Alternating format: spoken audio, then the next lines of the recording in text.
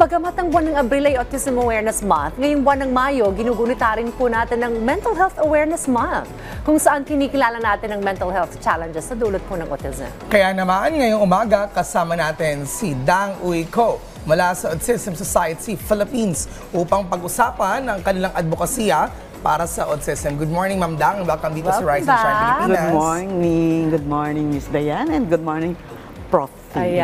Alright. So, Ma'am Dang, pakilala niyo po ulit sa ating mga ka-RSP, itong ASP, Autism Society of the Philippines, at ang inyo pong mga programa. Sige po. So, ang Autism Society Philippines po ay binubuo ng mga family and institutional members. Nasa 16,000 na po tayo in 106 chapters nationwide. No?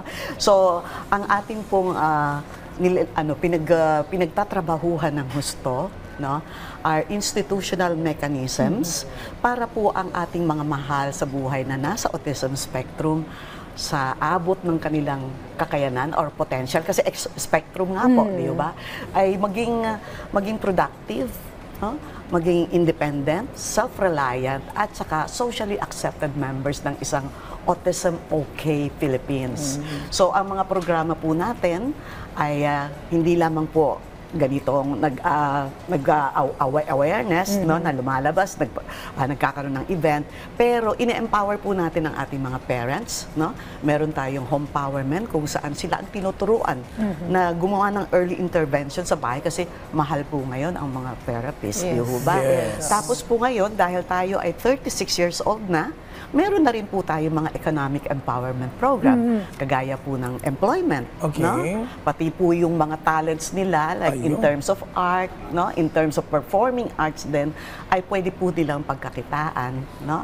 At ang isa pong pinagtatrabahuhan namin ng husto ay ang pag-develop ng mga self-advocate. Kasi nga po, marami na sa kanila ngayon ang mga adults, no?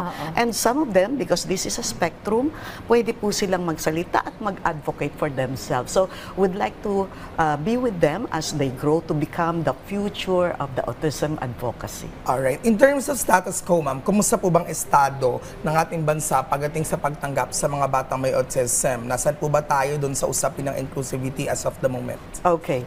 Pwede ko po bang gamitin ang ating darating na event, Angels Walk for Autism? Go ahead. Dati po, in terms of number and composition, dati po, nung mag-umpisa kami, year 2000, dyan, sa Quezon Memorial Circle, ang umattend po, 200. No? Yung 200 na yon are majority parents, family members, and maybe some teachers, some therapists. Sa Sunday po, as of last night, ang nag-register na a-attend ng Angels Walk for Autism ay almost 28,000. Wow, ganun karami. Ganun po. Bukod pa po dun sa 10,000 na naglakad na in 10 chapters sa tulong po ng SM Malls. At ito po ang composition natin. Nandun po ang gobyerno, Senator Risa Ontiveros Solider. Nandun po ang ating mga kasama sa local government, ang mga persons with Disability Affairs Office, ang National Council on Disability Affairs, at bukod pa po dun sa mga schools, colleges, therapy centers. Ito po ang nakakatuwa. Marami pong private organizations ang sumasali. Ang kanila pong negosyo, walang kinalaman sa autism. Pero karamihan po ng mga organization na to ay merong mga team for diversity and inclusivity. So meron pong isang company magpapadala 1,000 employees at their own time. Di ba? Hindi paid. Yung mga empleyado a-attend sila. At marami pa pong ibang kumpanya. So pagsasabihin po niyo, malayo po narating natin kasi we are now beyond. We are not preaching sa choir na lang, di ba? Malayo na yung narating. At palagi po tayong kasali, kagaya po sa pag-aaral ng mga bills na ipapasa sa Kongreso. No? So, at kasama na rin po sa National Council on Disability Affairs para po sa iba't ibang policy making. Nakakatuwa naman ang development na ito. From 200 to almost 30,000 participants. At sabi nga, parang nakikita mo yung tulong-tulong iba't ibang mga sektor, from government, from private organizations, lahat nagtutulong-tulong. Kaya nga, Miss Diane, remember, palagi na tayong nag-guest dito, di ba? Nung una, ano pinag-uusapan natin? What is autism? Ano ang symptoms, Yes, etc. yes, Ngayon, yes. hindi na, di ba? Oo. Talagang ito na yung acceptance, accommodation, and appreciation ng mga taong nasa spectrum. At ito po ay malawakan na. Of course, marami pa pong dapat gawin. Napakalaking Marami milestone pa yan, po. ma'am. Congratulate you for the work Salamat that you po. do. Alright, so taong-taon itong nangyayari in Yes. Angels Walk na ito. Ano po ang theme for this year? Yes, ang team po natin, ganito, mahusay, masaya, makulay. Bakit po? Kasi ang ating pong i-feature, no, ay ang ating ASP Artismo program. So, last year po, we talk about employment. This year po ay pag-uusapan naman natin ang mga taong nasa spectrum na may talent on arts. Okay. So, ito po ay hindi lamang kanilang pang-expression, self-expression, pati po sensory, no, ma-address po.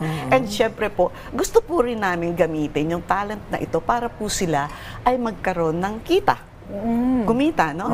And aside po from the arts, no, yung pong, ano pong tawag natin, yung mga painting na ganyan, ma-feature din po dito ang ating mga performers on the spectrum. Alam po niyo, pag umattend kayo ng Angels Walk, para po kayong nanonood ng concert. Yun. Concert po. Hindi po ito yung parang mapapanood niyo sa mga schools, ganong level. No? Ito po para silang concert artists, and this year po, lahat po ng performers on the spectrum ay magkakaroon ng kapartner na mga celebrity. Ay, wow! Ayun, katuwa In naman. At fairness. least maraming advocates, Oh, diba? yes. O dahil dyan, invite na po natin ang ating mga ka-RSP to join this Angels event, Walk Angels on Walk for Sunday. Autism 2025 this Sunday. Yes. Iniimbitahan pa po namin kayo, samahan pa po niya yung 28,000, gawin natin 40,000. Why not? So, on Sunday, May 18 at the SM Mall of Asia Arena. Okay po. So, as early as 6 a.m., bukas na po ang mga gate. No? At mag-uumpisa po ang ating programin ng 8 a.m. So pumunta lang po kayo sa website or sa Facebook ng ating Autism Society Philippines para mag-register online for free tickets. Yan. Uy, maraming salamat po ulit, Ma'am Dang, and we congratulate you in Thank advance sa success Thank you nitong po. mangyayaring Angels Salamat. Walk on Sunday. At mabuhay po kayo at mga kasama niyo rin po sa ASP sa inyo pong advokasiyang ito na patuloy pong nakikita natin ang magagandang development para sa sektor. Marami pong salamat. Thank you so much.